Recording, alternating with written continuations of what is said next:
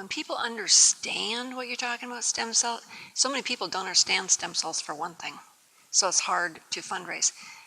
But when you can get some awareness out there, and if you can find more people that are doing the same thing, you know, when you fundraise in a group, you can be more effective. If you want to fundraise, the very best place to fundraise is in a small community.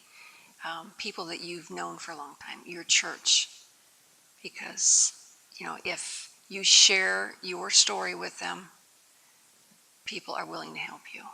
We did our first awareness in 2007, right before he went. We did it in July in 2007. We had our first awareness, and we just got some media coverage, and we just let people know what we were doing. When you say stem cells, people are like, no, like it's, you know, they don't want any part of it because it's stem cells, and it's like, you know, again, people just aren't into that kind of stuff. But we want to promote the stem cells so that people don't have to leave the country to do it. It's real hard to, it cost us like $35,000 to go there. It's a lot of money, you know, to try. You have to spend, we spent 30 days in China. We had to get there. We had to get back. We had to be able to, you know, feed ourselves every day we were there.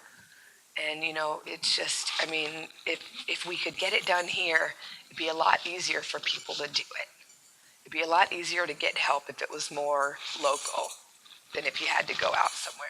So if we do these, if we keep doing these awarenesses and get it out there, hopefully people will stop being closed-minded. And then they'll do it here. And then more people can be helped. I'm an advocate because I am a grandmother whose grandchild had no other choice. Cameron there was no hope in this country for Cameron.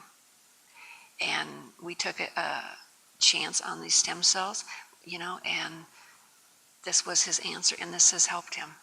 And would we do it again tomorrow? Yes, we would, in a heartbeat, because it has helped him.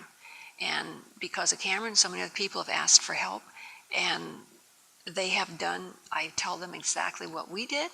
They've done exactly what we've done, and their child has had help too, and they feel the same way. They would do it again in a heartbeat. It's not a cure. Stem cell treatments are not a cure for anything. They're a treatment, but stem cells are regenerative. I mean, I'm not a doctor, but I listen to the doctors talk. You know, I've talked to them so much about this.